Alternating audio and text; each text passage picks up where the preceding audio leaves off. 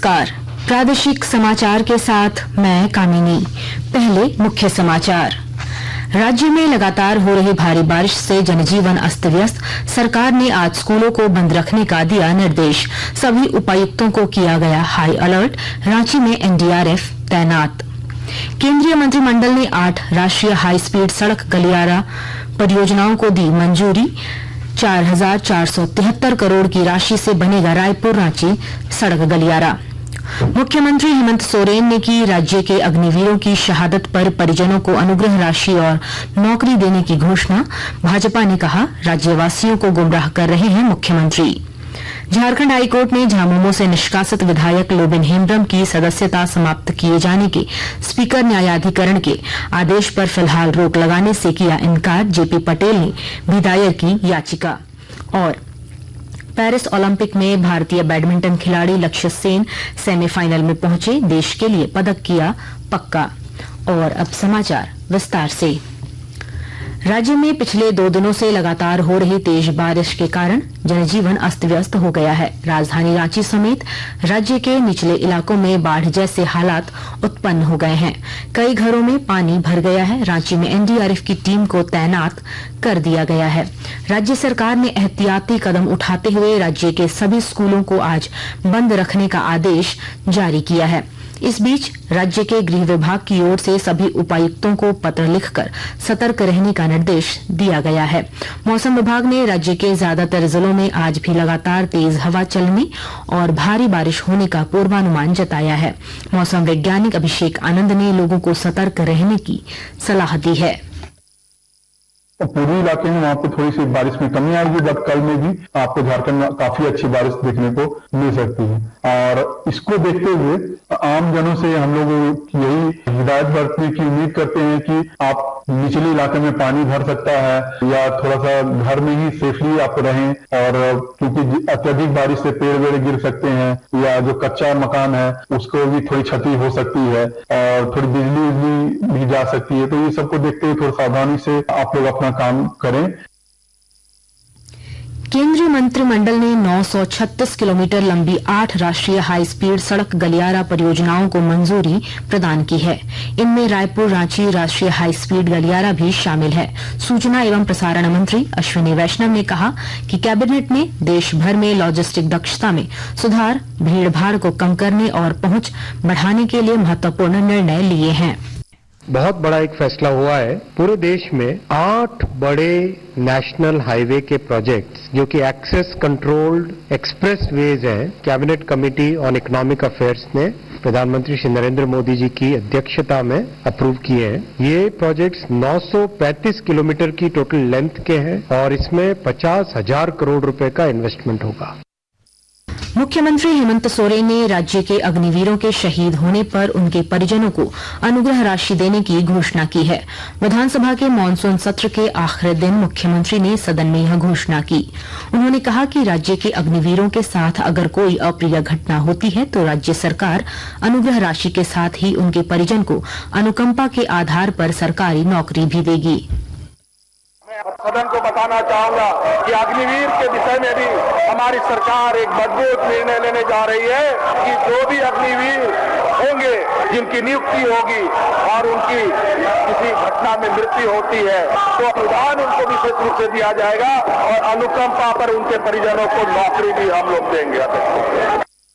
इधर विपक्ष ने सरकार पर राज्यवासियों को गुमराह करने का आरोप लगाया है। नेता प्रतिपक्ष अमर कुमार बावरी ने सदन के बाहर पत्रकारों से बातचीत में कहा कि मुख्यमंत्री किसी भी मसले पर संतोषजनक जवाब देने में विफल रहे हैं। झारखंड के लोगों के सवालों का जवाब निरुत्तर रह गया। सिर्फ और सिर्फ राजनीतिक नौटंकी करके माननीय मुख्यमंत्री चले गए।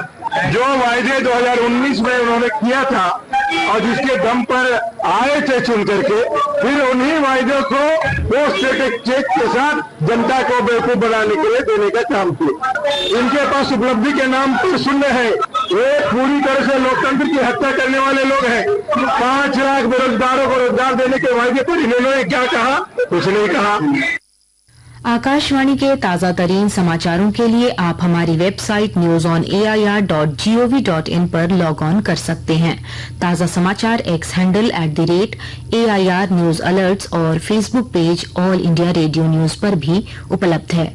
अब प्रादेशिक समाचार एकांश के X handle @AIR news _Ranchi और फेसबुक, इंस्टाग्राम पेज तथा YouTube channel AIR news Ranchi पर भी हमारे बुलेटिन सुन सकते हैं। प्रादेशिक समाचार आप आकाशवाणी रांची से सुन रहे हैं। झारखंड हाई कोर्ट ने झामुमो से निष्कासित विधायक लोबिन हेम्ब्रम की सदस्यता समाप्त किए जाने के स्पीकर न्यायाधिकरण के आदेश पर फिलहाल रोक लगाने से इनकार कर दिया है। कार्यवाहक मुख्य न्यायाधीश सुजित नारायण प्रसाद और न्यायाधीश अरुण कुमार राय की अदालत ने इस मामले में स्पीकर कोर्ट में सुनवाई से जुड़े सभी दस्तावेज पेश करने का निर्देश दिया है। मामले की अगली सुनवाई 4 सप्ताह बाद होगी। इस बीच भाजपा छोड़कर कांग्रेस से लोकसभा चुनाव लड़ने वाले जयप्रकाश पटेल ने भी अपनी सदस्यता रद्द किए जाने के खिलाफ हाईकोर्ट में याचिका दायर की है। अंतर्राष्ट्रीय और राष्ट्रीय प्रतियोगिताओं में पदक जीतने वाले या हिस्सा लेने वाले खिलाड़ियों और प्रशिक्षकों को सरकार ने नकद राशि देने का फैसला किया है। और जानकारी के साथ हमारे धनबाद संवाददाता।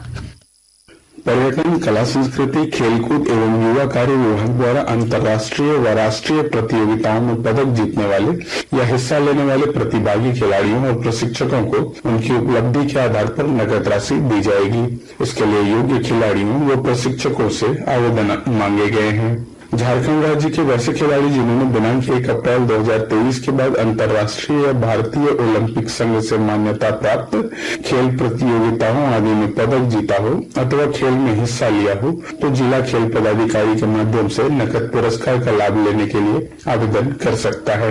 आवेदन तय फॉर्मेट में 6 अगस्त 2024 तक जिला खेल कार्यालय में जमा कराया जा सकेगा। दीपक, आकाशवाणी समाचार, धनबाद। पेरिस ओलंपिक में भारतीय बैडमिंटन खिलाड़ी लक्ष्य सेन ने इतिहास रच दिया है। वे मेंस सिंगल के सेमीफाइनल में पहुंच गए हैं। पेश है एक रिपोर्ट। शुक्रवार का दिन भारत के लिए कुछ अच्छे परिणाम लेकर आया। बैडमिंटन की पुरुष एकल स्पर्धा में लक्ष्य सेन ने चाइनीज ताइपेई के टियान चेनचाओ को 19-21, 21-15, 21-12 से एक रोमांचक मैच में हराकर सेमीफाइनल में प्रवेश किया। पुरुष हॉकी में कल भारत ने म्यूनिक ओलंपिक खेलों के बाद पहली बार ऑस्ट्रेलिया को ओलंपिक खेलों में हराया। स्कोर रहा 3-2। दूसरे स्थान पर रहकर मनु भाकर आज पेरिस ओलंपिक खेलों में अपने तीसरे पदक पर निशाना लगाएंगी। आज आर्चरी में भजन कौर के सामने होंगी इंडोनेशिया की दियानंदा चोरुनीसिया और दीपिका कुमारी के सामने होंगी जर्मनी की मिशेल क्रोपेन। और अब अखबारों की सुर्खियां। रांची से प्रकाशित लगभग सभी प्रमुख अखबारों ने राज्य भर में लगातार हो रही बारिश और विधानसभा के मानसून सत्र के आखिरी दिन की कार्यवाही की खबर को प्रमुखता से प्रकाशित किया है। हिन्दुस्तान ने लिखा है, रांची बारिश से बेहाल, NDRF उतरी।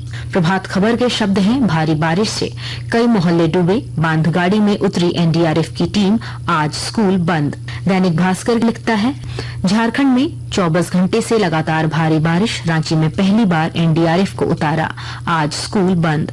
दैनिक जागरण लिखता है, रांची में चारों तरफ पानी पानी, खतरे में जिंदगानी।